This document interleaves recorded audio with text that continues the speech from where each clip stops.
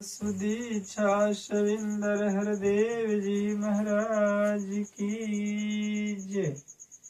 निरंकारी राजमाता गुरु वचन अवतार की जय। एक तू ही निरंकार धन धन सत्य गुरु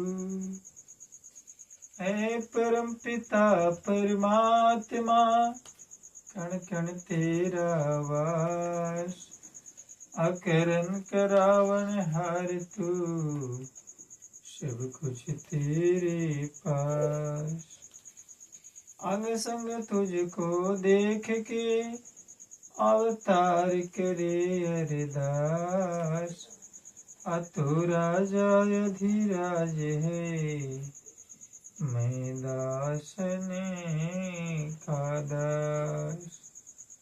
तू राजा अधिराज है मैं दासने का दास। एक तू ही निरंकार तेरी ओट टेक है तेरी दो मैं तन मन वार अनिस दिन गुण गाऊ मैं तेरे विनय करे अवतार। जब लग होए न आज्ञा तेरी चल नहीं सकता कोई अवतार कुछ न कर सके प्रभु तू चाहे सो होय। अवतार कुछ न कर सके प्रभु तू चाहे सो होय। एक तू ही निरंकार अवतार कुछ न कर सके जो तुम चाहो सो होय। ये विधि का विधान ये संसार ये माया चारों प्रकार के जीव जंतु हैं जिस दातार कृपा के वशीभूत होकर संसार में विचरण कर रहे हैं उनके बीच उस परम सत्ता का ही राज्य है। पद संख्या अवतार वाणी के जो है 49 में बाबा जी फरमाते हैं कि अंधा सुनकर बात बाट की रास्ते को पा सकता नहीं। अंधों का गांव में हाथी आ जाए तो जिसने जिस अंग को पकड़ा उसके अनुसार वो व्याख्या शुरू कर देता है। जिसने पांव को पकड़ा होगा वो बिल्कुल खंबे की तरह बताएगा। जिसने सूंड को पकड़ा होगा वो लंबे वृक्ष की तरह बताएगा, नीचे पतला ऊपर मोटा। जो कान को पकड़ा होगा सूप की तरह बताएगा।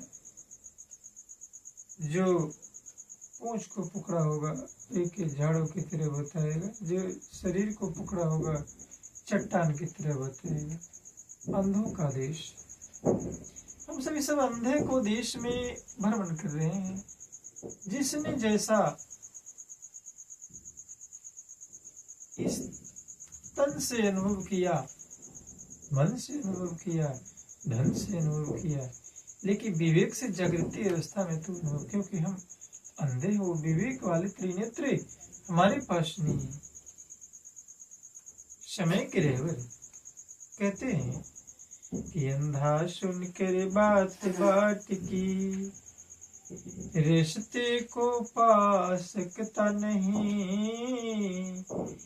बिना राहवर कोई हरगिज मंजिल पार आ सकता नहीं। अतिमान तो चला जाता है पर आपस में झगड़े शुरू हो जाते। जिसने जैसा पकड़ा होगा, क्योंकि परमात्मा एक है, एक के बाद एक ही होता है और एक के पहले भी एक ही होता है। क्योंकि जब हम गिनती करते हैं हाथ में लेते हैं तो कहते हैं एक, और दूसरी बार जब इसी को लेते हैं तो कहते हैं कि 2, जबकि हेतु एक। ये ब्रह्म सत्ता को पहचानने का तरीका है। रहता एक ही है, लेकिन हमको बता दिया गया है, पढ़ा दिया गया है, समझा दिया गया है, मन मस्तिष्क में ऐसी जड़ समाहित कर दी गई है, जिसे हम दो कहते हैं, तीन कहते हैं, लेकिन वो तो वास्तव में एक है।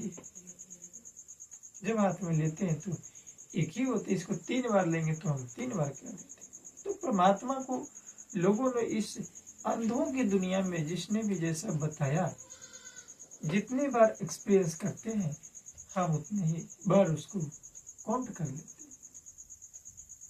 बिन कान कहो सुनेगा कैसे, जो कोई तेरा यश गाए, और मन मुख तेरे नाम की प्याली, आनंद न ले पाए।